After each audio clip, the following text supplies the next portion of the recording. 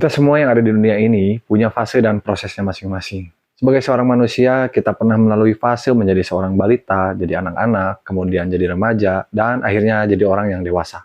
Gak mungkin tiba-tiba ketika lahir di dunia ini main langsung judi, tiba-tiba ngerti poker, tiba-tiba ngerti slot.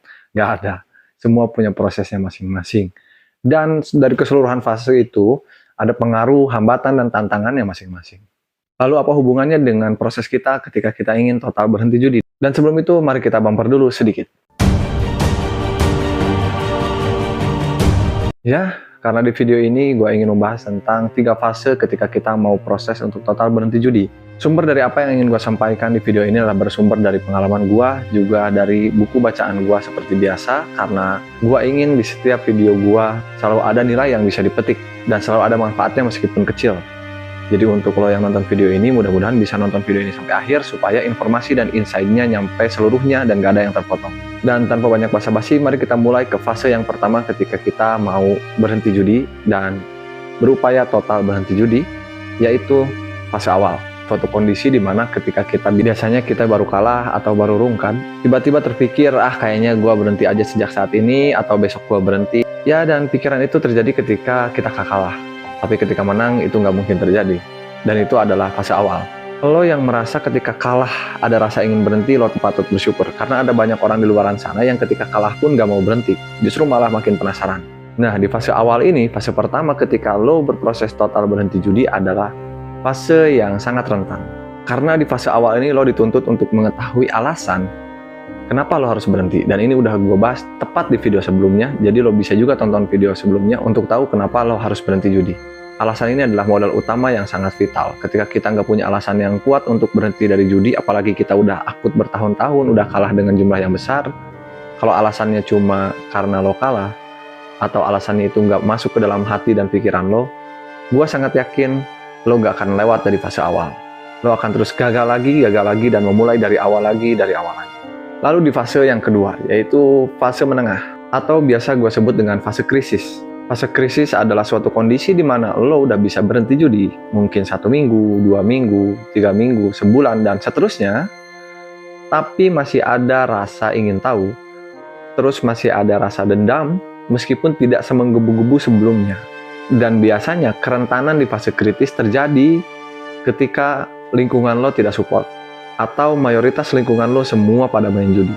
Nah, untuk mencegah diri lo terhambat oleh lingkungan lo yang tidak suportif terhadap proses lo untuk total berhenti judi, lo harus membatasi diri dengan mereka semua. Gua berulang-ulang kali selalu bilang bahwa pengaruh lingkungan itu sangat besar terhadap diri kita, bahkan pikiran dan mental kita.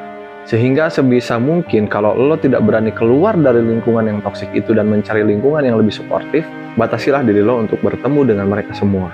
Selama lo berproses total berhenti judi, lo harus bisa membatasi diri dengan mereka, jangan terlalu banyak interaksi dengan mereka, apalagi ngomongin soal judi, dalam bentuk apapun.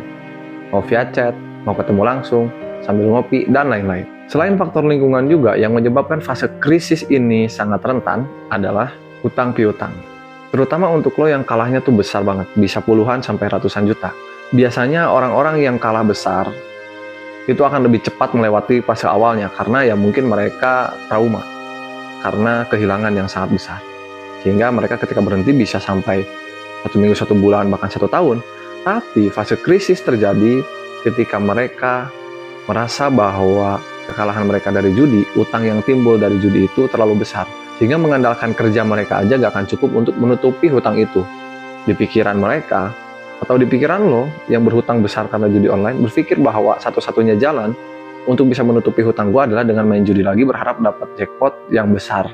Dan itu udah gue jawab juga di video sebelumnya bahwa hal itu tidak akan pernah bisa dilakukan, karena yang terjadi lo malah akan semakin hancur, aset dan harta lo malah akan semakin habis. Dan yang lebih disayangkan lagi adalah ketika lo sudah mulai masuki fase krisis, fase menengah, lo udah melalui 1 bulan sampai setengah tahun atau 1 tahun tanpa adanya judi, tapi masih ada hutang karena judi, dan lingkungan lo masih penjudi semua, akhirnya lo gagal sendiri karena lo tidak mampu memanage pikiran dan mental lo untuk bisa tetap bertahan, tidak berjudi meskipun hutang lo menumpuk.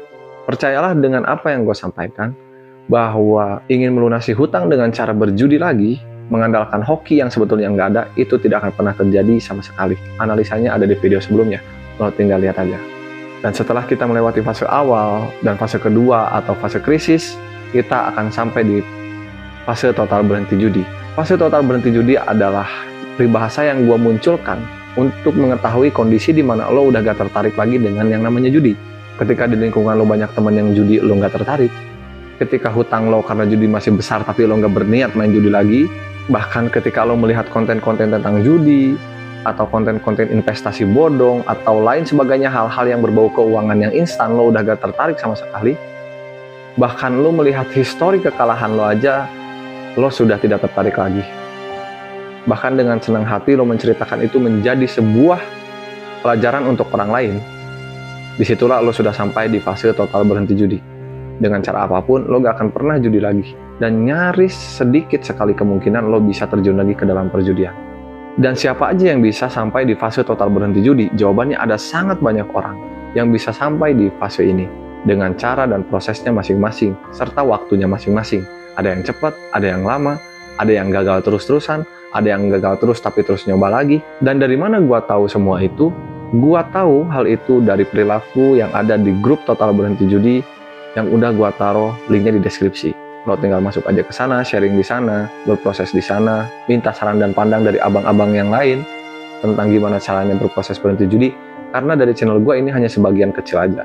So, kesimpulan sederhana dari semua yang gue sampaikan, fase yang harus lo lalui ada 3. Jika gue jelaskan seperti ini memang terdengar sangat mudah untuk bisa sampai di fase total berhenti judi, tapi kenyataannya hal itu sulit dan memerlukan perjuangan, tekad, serta keyakinan yang kuat. Ada banyak orang yang bisa berhenti judi, tapi baru di fase awal, tidak sampai di fase total berhenti judi. Suatu waktu mereka bisa judi lagi. Mereka hanya bisa berhenti 1-3 hari, hanya bisa berhenti 1 minggu, atau 1 bulan. Dan dengan ciri-ciri karakter serta hambatan yang udah gue jelasin di setiap fasenya, lo bisa menggambarkan diri lo udah di fase mana. Dan terakhir gue ingin mendoakan untuk lo yang lagi berproses untuk total berhenti judi, semoga lo sampai di fase terakhir dengan waktu yang cepat, dengan pemulihan yang lebih cepat, serta lo bisa melalui semua hambatan di setiap fasenya. Semoga apa yang gue sampaikan di video kali ini ada manfaatnya kecil maupun besar. Selebihnya gue mau merekomendasikan video gue yang lain yang akan muncul di sebelah kanan layar handphone lo. Lo tinggal klik aja sebelum video ini berakhir. Dan segitu aja di video banyak bahas kali ini. Sampai ketemu di video banyak bahas lainnya. See ya.